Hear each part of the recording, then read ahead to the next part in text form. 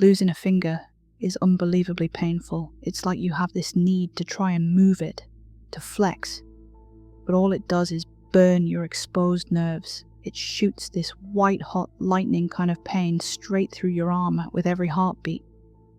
I tried my best to just keep the hand still, but even the breeze from moving forward shot through me. There are so many nerves, it felt like licking a live wire. Leah Babin almost carried me through the woods. She was amazingly strong for her size, and I got the impression that she could just whisk me off the ground if she wanted. There was something about putting my arm around her that just didn't sit right, like she had particularly thick skin and a weird bone structure around her shoulder blades. John said you wouldn't harm me. I managed to puff out in between groans.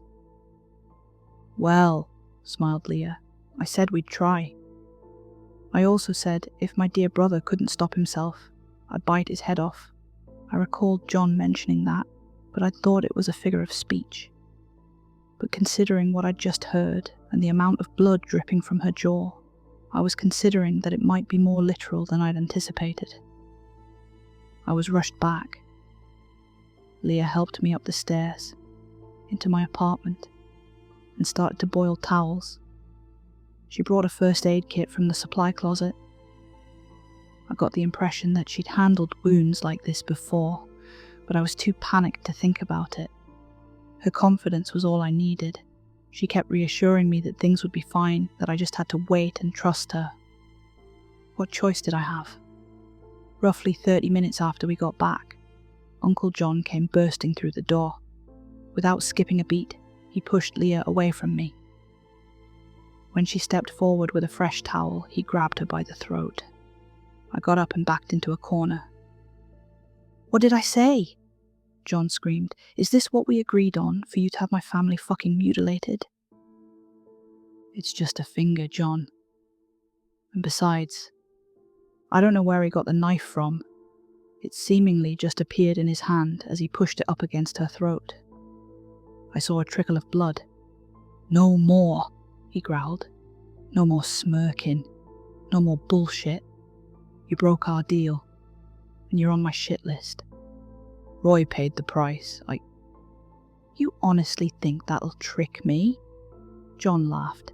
"I've worked for Hatchet.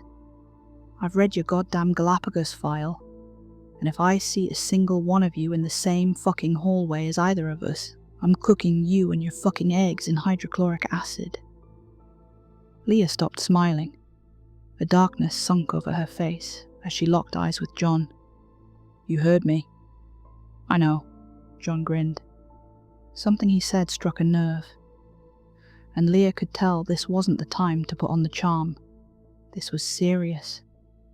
Dead serious, in the literal sense. "Fine," she said. "You got until the end of the year, then we're through." "I'm not doing shit for you from now on," spat John. "You stay out of my way. Don't test me. You'll have no protection. If this is what your protection looks like, then you can scamper right back to your nest, you fucking dodo." He pushed her into the fridge, making the cupboards rattle. Leah covered her throat and left. No smirk or snide comments. John sat me down and gave me a hug. He handed me the towel that Leah had gotten for me and helped me wrap it around my finger. "You're gonna be okay," he said. "We're gonna fix this." I hadn't seen him properly for some time. It wasn't until now that I saw he was in a rough shape. The hair around his temples was falling off, revealing a scaly patchwork of dying skin. One of his eyes looked shrunken, and he couldn't open it. He'd lost a lot of colour, and I could smell something metallic on his breath. His tongue was almost grey, and I could see long strands of metal coming out of his skull, mixing into his hair. He grunted when he moved, and I could see the signs of immense joint pain. John wasn't doing well. Not well at all. "What did she make you do?" I asked, trying to keep my mind off the pain. "You don't want to know," he sighed. "But it's done. We can't be near those people. There's one less." She killed him. Not for long. I didn't even question it. At last we had the place to ourselves. Roy didn't come around anymore, and Leah was adamant about staying away. We got the place until the year walk was over, and John was trying his best to help me. Since my finger couldn't be recovered, he did what he could to help me heal. Even without his gadgets and machines, he was quite handy. Got me a cast and everything. It was apparent that John wasn't getting his treatments, whatever those were. He was getting worse, and fast. Even though I was the one with a missing finger, John was in much worse shape. Over the next few days, I'd see his joints lock up mid-stride, causing him to cramp and crash onto the floor. Once when he drank water, I saw steam coming out of his nose. At times I could hear a sizzling noise, and he'd lock himself in the bathroom. He did his best to stifle his cries of pain, but it was a small apartment. I heard everything. I guess it came as no surprise that Oliver moved out. I didn't answer when he knocked on my door that last time. I was a hazard to him and all his friends, that much was certain. I wouldn't risk any of them a second time. John wasn't taking any chances. If it meant the two of us being locked inside that apartment for 2 months straight, he was fine with it. Going crazy together was better than being murdered. If we could just hold out a little longer, the year walk would be over. Then again, by the look of it, Uncle John didn't have that kind of time left. For 2 weeks, we lived on nothing but old movies and takeaway.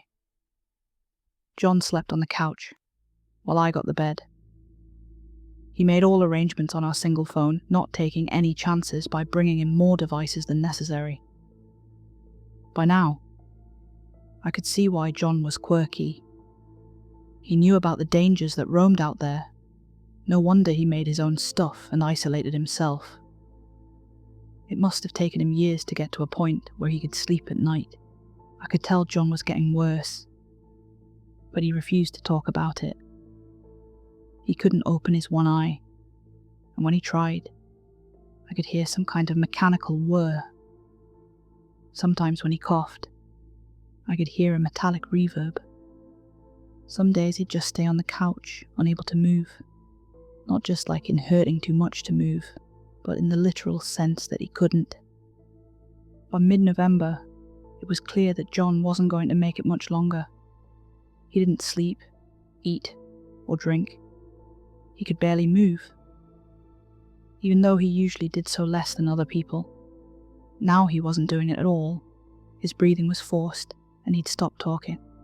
There were these razor-sharp metal flakes falling off of him, and I got cut a few times trying to clean them up. Finally, I sat down by his side and held his hand. Ice cold. "John," I said, You gotta help me. What can I do?" He gestured with a finger for me to come closer. His voice was barely audible. "No. Thing," he wheezed. "Do. Nothing." A faint smile. He was asking me to let him pass. To stay there and wait for the year to be over, whatever the cost. Yeah, no, that wasn't happening. What was he going to do? Stop me? I tucked him in and put out a big glass of sugar water with a straw straight to his mouth. I took his phone and wallet. Then I left the apartment for the first time in weeks. I could hear him wheezing, a weak protest. But I wouldn't let him die. Walking down the hall, I checked his phone. Several anonymous numbers saved, unmarked, and never dialed. They could mean anything and lead anywhere. But I had to try. There was no one in the reception, no one in the hallways. No Leah, no Roy. Just me and a phone. Stepping outside, it was already dark. I hadn't considered checking the time. I'd stopped checking the time of day weeks ago. The days sort of blend together in isolation. A stiff breeze chilled me as I scrolled through the numbers. Nothing in particular stood out. None of them were local, or even recognizable. Maybe none of them would help. After all, if there was something that could be done, wouldn't John have done it already? I selected a number at random and called. There was a short connection tone, then a click. Silence. Then a warm breath, creeping into my ear canal. Somewhere in the back of my mind, an image came to me. The image of a cold cliffside, leading to a raging sea, dying November grass under my naked feet. And there, by the edge, a woman in white, asking us to die for her. And we all did. Gladly. It wasn't my memory. It wasn't someone else's either. It was like an emotion, so specific in nature that I could summarize it in a made-up word that passed through my mind. A word that was whispered through my phone and nestled into my head. I dropped the phone, hearing only static on the other side, static that resonated in my head, bouncing between my thoughts. A static with little secrets hidden to all but those forced to listen. I could hear her, feel her, a calling for me to embrace her. And for a moment, I wanted to join them. I wanted to jump off that cliff. Then my world went dark as I passed out in the parking lot. Of course I was an idiot, but I had to try. Anything.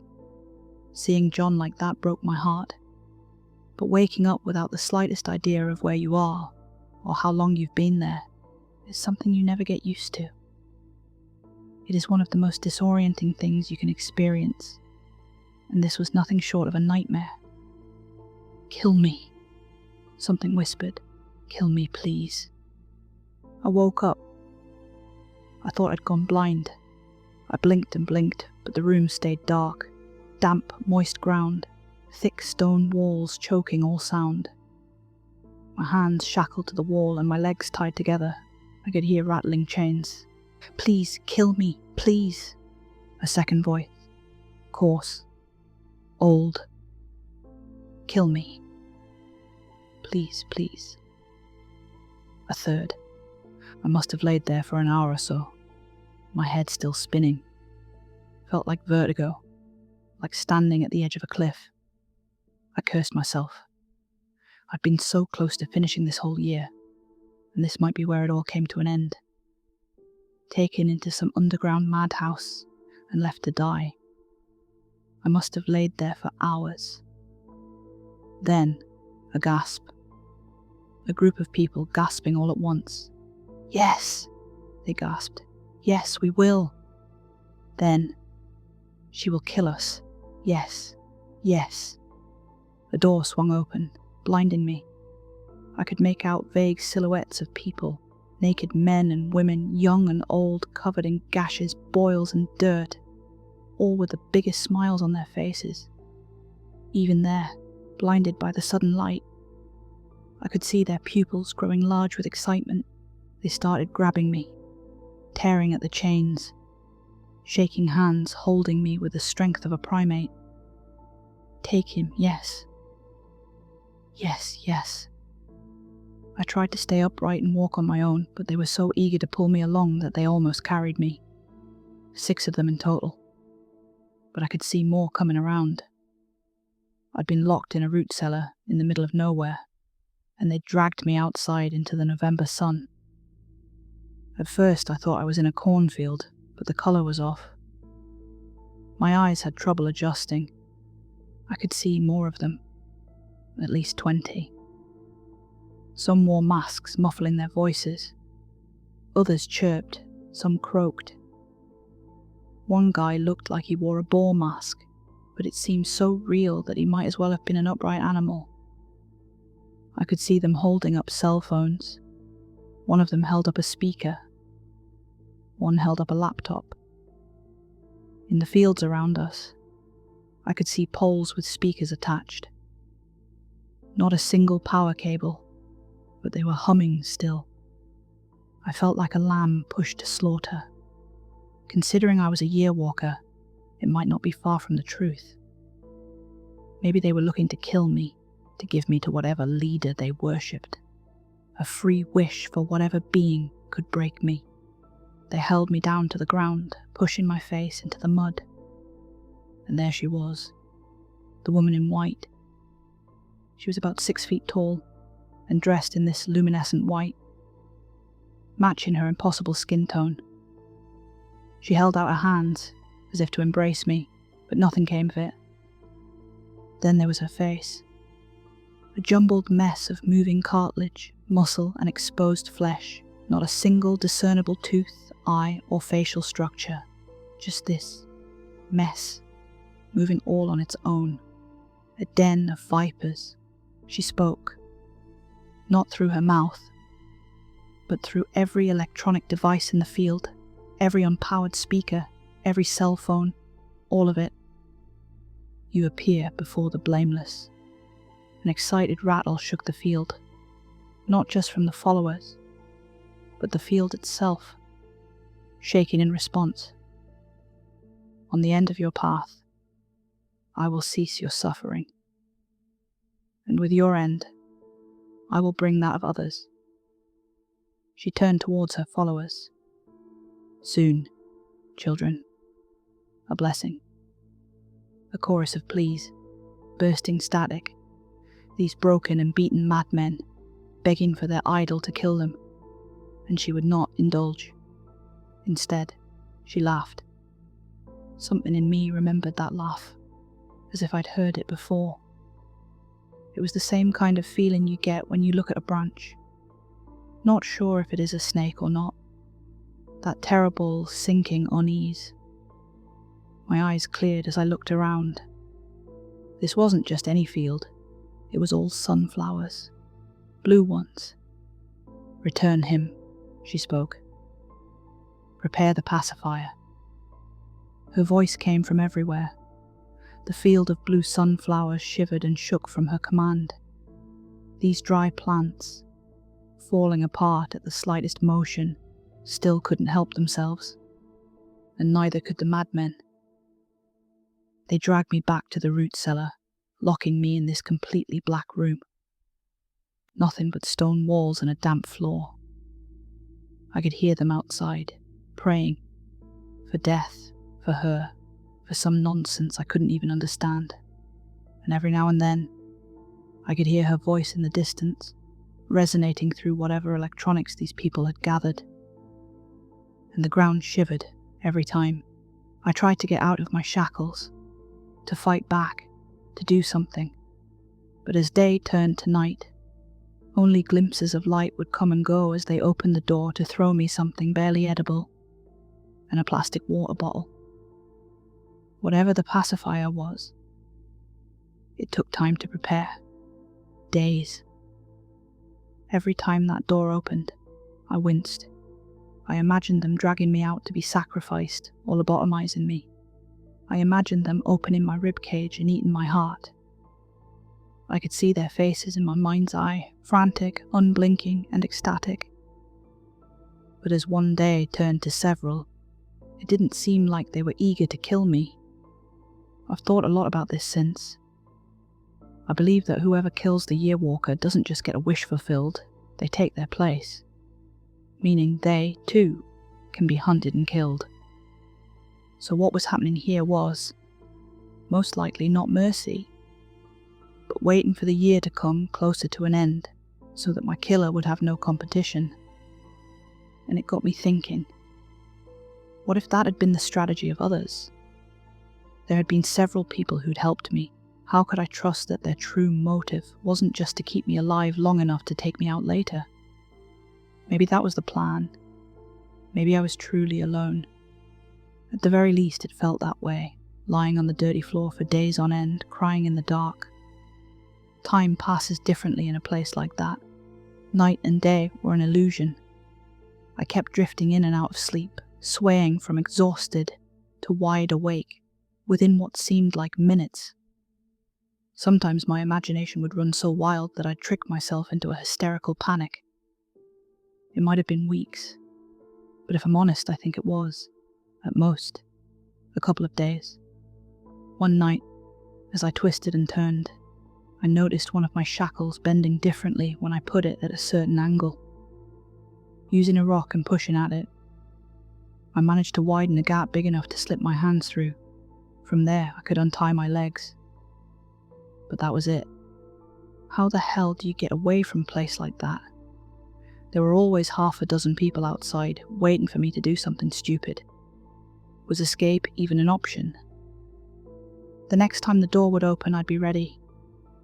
I held the chains from my shackles as a weapon, ready to attack whoever came in. I must have stood there for hours, trying not to breathe too loudly. They might be mad and barely cognizant, but they were eager to please their mistress. So I waited, and just like the madmen outside, I prayed. When light finally broke through the door, I swung. I swung so hard and my arm nearly gave out, and as soon as the chain connected with something, I took off running. He was a man in his 60s, wearing some kind of tribal-inspired plastic mask made from a bent cutting board. I'd hit him square in the throat, sending him gagging to the ground. I didn't even try to check on him. I just ran. But as I did, I could feel a desperate hand reaching for me, trying not to save his life, but to fulfill his order to stop me. It was night, but I didn't care. This was my best shot to get away. I ran past nightmarish faces, smiling in a way that showed as much teeth as possible, large, unblinking eyes almost shining white, even in the dark. I pushed past them, surprising them, and ran straight into the field of sunflowers. "Thank you," I heard them screaming. "She will reward me." Yes, the reward is mine. They were laughing, singing, whooping, and running with complete abandon to catch me. The dried and dying field collapsed before me, as rustling intensified behind me. They were gaining on me. Something heavy flew past me. A rock, perhaps. I kept my head down and kept pushing forward, but it was getting harder and harder. It was as if the sunflowers were trying to stop me, getting so close to one another that I could almost climb on top of them. "I have the pacifier," one of them cheered. "I will be rewarded." Others were excited. They all were. I had countless little cuts across my legs and stomach as I kept trying to push through the field. Suddenly something struck me. This enormous weight came down on my left shoulder blade, completely throwing me off balance. I tumbled to the ground, landing hard on my arm, the same arm where I'd lost my ring finger. The pain was bad enough to knock the air out of me. I barely had time to react as someone straddled me. And before I had the chance to protest, something pierced my skin. Something cold started running into me as I felt around for something to grab. Finally, my hands settled on what had hit me in the first place. This large, fist-sized rock. I swung it around, connecting with my assailant square in the face, knocking him off of me. With my other hand, I pulled out what had been stuck into my chest. A syringe. Small, but surprisingly heavy. From the light of dozens of little screens, I could see them come towards me. I could see their excited faces. However, the man I'd beaten didn't look enthused. No, he looked terrified. "No," he cried. She must kill me, not you. Not you. Not." Rock in hand, I attacked. 48 hits. I counted them off one by one. I could barely see his face in the dark, but with every hit, the others stopped. They were eager to die, but not to me. Not like this. I killed that man without a second thought. With every hit, his face disappeared into the gore and mud. When I finally got up, they all stood in a circle around me, shocked. They had never considered I might fight back, that I might take whatever paradise they envisioned from them. They were just as afraid as I was, and yet they couldn't leave. We just stood there looking at one another, and every time I turned away, I could hear them creeping up behind me. I saw the outlines of their homemade masks. Some who chose not to wear one had such a terrifying face that it was hard to tell if it was real. Pacify him. the woman in white, spoke. The voice echoed throughout the field, resonating through dying speakers and old phones. And those 2 words changed everything. Suddenly the attack began anew. Throwing my rock, I heard it connect with something wooden. A mask, perhaps. Either way, it sent one of them sprawling to the ground, giving me an opportunity to run. A storm of voices, and a rumble overhead. They weren't going to hesitate this time. I made my way to the tree line. Somewhere along the way, they lost sight of me, allowing me to stay low. It had started to rain, masking my movement further. Still, I could hear them skulking around, looking for me. And if I could hear them, they could probably hear me too. The rain quickly picked up, turning into an ice-cold downfall. It soaked into my clothes, making me shiver. I could feel a painful warmth radiating from where I'd been struck with that syringe. Not to mention my messed up shoulder and my finger. God damn it. Moving through a forest in the dark is a dumb idea. I stepped through all kinds of underbrush and uneven ground, almost breaking my leg, getting stuck in roots, breaking branches. There's no way to just be quiet, rain or no. And every time I gained ground, they picked up my trail. They were relentless, and there were more of them. Over a dozen. I finally made it onto a small dirt road. It wasn't much, but at least I could move a bit quieter. The rain was picking up, and I could hear the rumble of thunder. But it didn't take long for them to follow. They figured it out, and they were eager to pick up the pace. I couldn't. I could barely go on. They were gaining on me fast, cheering all the way. And when a pain ran through my chest, I had to stop. I doubled over, sinking my knees into the wet mud. A flash of lightning lit up the sky, and for a moment, I saw all my assailants. They'd stopped. I got up on my feet and looked at them. All of them suddenly stopped. Was it the lightning? Is that it? I huffed. We're done? No response.